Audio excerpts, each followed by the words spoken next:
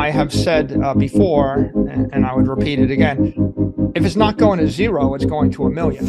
In the last month, we've seen BlackRock, Citadel, Deutsche Bank, Charles Schwab, Fidelity, all in their own way, aggressively jump into Bitcoin. How big a deal is that? I think it's extreme. Bitcoin represents thermodynamically sound money and thermodynamically sound property, and a modern high velocity economic energy system. So that being the case, anybody not using it is running on a 20th century system that's defective. And we talk about there's a meme, Bitcoin fixes this. Okay, well, if you're an individual, if you're a member of the working class and you keep working harder and harder and things get more expensive and you can never catch up, then Bitcoin fixes your economic problem. But Bitcoin fixes every economic problem of everyone that adopts it. So if, for example, if only individuals adopt Bitcoin, but banks and nation states and cities and states and corporations don't, well, how good is your life going to be if all the corporations collapse, all the banks collapse, and all the nations collapse, and all the cities collapse, and you're economically sound, but all of these other institutions are not, right? So it's inevitable that if Bitcoin is going to do the best good for the world, it needs to be adopted not just by the early individualists, right? The rugged sovereign individuals, right? That's one group, but you also want pension funds, institutional investors, bakeries, manufacturers, trucking companies, unions, cities, states, agencies, charities, universities, churches, everybody. You want them all to adopt it. And for them, they need an infrastructure of institutional custodians. The pension fund for a bunch of retired truckers is going to need the infrastructure that Wall Street provides. So it needs mega banks, and it also needs large institutional investors.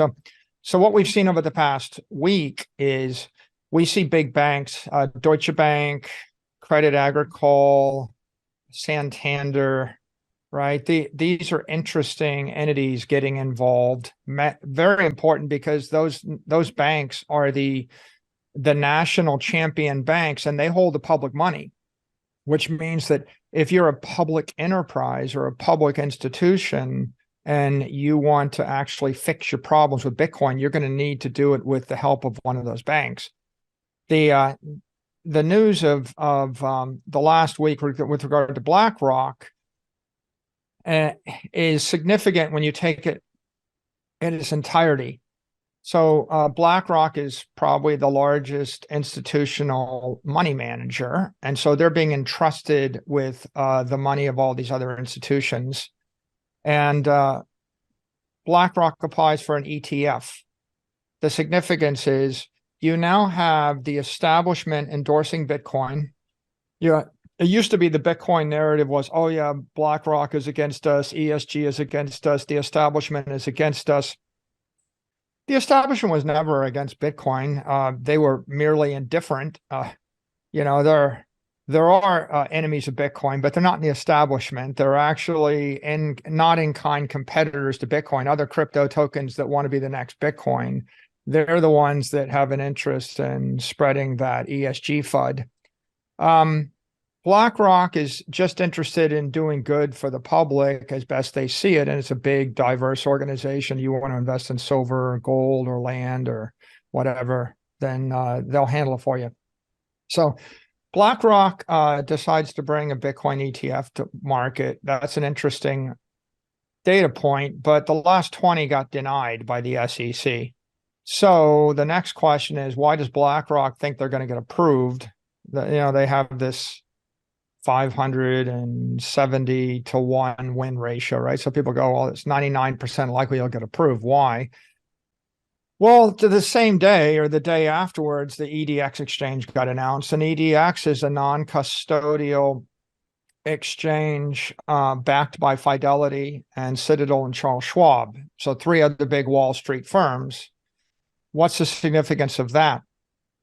Well, the SEC has denied those 20 spot ETFs, and in the denials, they generally say, we're denying it because we don't see a Bitcoin spot exchange that's regulated and transparent, per our liking. And in the SEC cases against major crypto exchanges, the issue they take is they don't like the idea that an exchange is a broker-dealer and an exchange and a clearinghouse. Those are three separate functions. Well, so EDX is just one of those functions. It's just the exchange. It's not the clearinghouse. It's not the broker-dealer. So if you're an industry watcher, you say, well, the SEC can't approve this unless their fundamental objection is addressed or cured.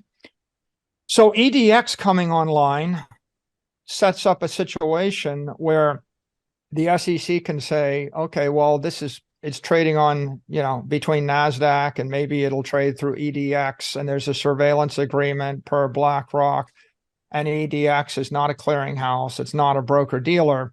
So, the crypto industry now has compliant exchanges and a compliant product.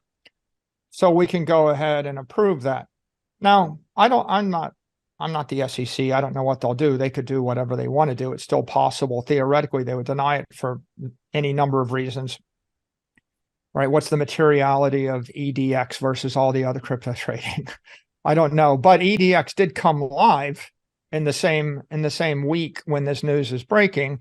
And what happened in rapid succession is like 4 or 5 other Bitcoin spot ETFs get refiled. So if you step back and you look at this from the point of view of an indifferent investor or an indifferent industry watcher, the conclusion would be, it looks like a spot ETF probably will get approved. There's massive political pressure to approve one. The circumstances have changed, and now there's a way for the SEC to approve it without backtracking on its previous legal and policy guidance. Certainly, there are a lot of Wall Street entities that have a vested interest in seeing this happen. If you're an institution, one way to get Bitcoin exposure is to buy the underlying asset. But there have been challenges with finding the right exchange to buy it on and the custody arrangement. And so a simpler way to do it is to buy the spot ETF. There are trillions of dollars of capital that is required to invest in a security that trades in these compliant forums is understating the obvious. It's tens of trillions of dollars. So there's a lot of capital that can't buy the Bitcoin or self-custody the Bitcoin. They don't have the charter. Maybe it's against tax code. Maybe when they raised $10 billion from public investors, they raised it to invest in securities, but not invest in commodities or property. So the spot ETF availability is a major milestone for institutional adoption. The approval of a spot ETF is a major milestone in regulatory clarity, which is tantamount to an endorsement, right? The engagement of Fidelity, Citadel, and BlackRock and Schwab in this exercise is, Charles Schwab is literally synonymous with Wall Street, like 100 years of Wall Street. So what you have is Wall Street coming together to offer securities and exchange services and indirectly custody services for mainstream investors. And if we look out about 12 months, if I was saying, well, what are the key milestones to drive mainstream adoption of Bitcoin?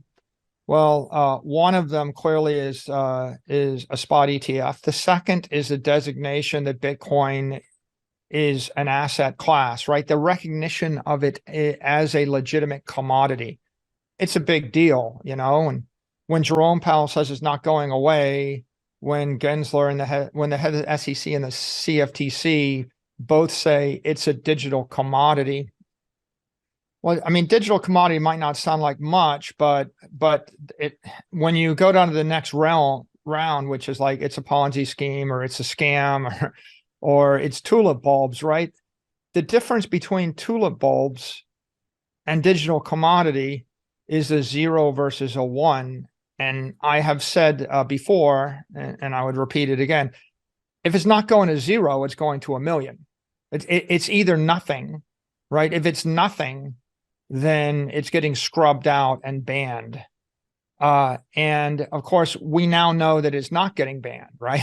There's no way that Fidelity, Citadel, BlackRock, Charles Schwab, Deutsche Bank, Credit Agricole, Banco Santander all decide they're interested in this, right? They're not endorsing a tulip bulb, right? So once you go from 0 to 1, then the question is, okay, well, it's an asset class. If it's not going away, then what's it worth? Well, it's worth 1% of the assets in the world. So 1% drives it up by a factor of 10 to 20, right? Once you get to a 1% exposure. So the recognition as an asset class is a big deal. The availability of a spot ETF is a big deal. The the normalization of accounting via fair value accounting, which is the FASB initiative, it's another big deal. And then the halving, right, in less than a year is a big deal. So those are 4 pretty serious milestones that we're staring at right now. And I think, Wall Street and the general community is kind of just internalizing this all in a short period of time. And that's why the bullish outlook. Yes, be sure to click subscribe. We drop a video every single day, keeping you informed about crypto.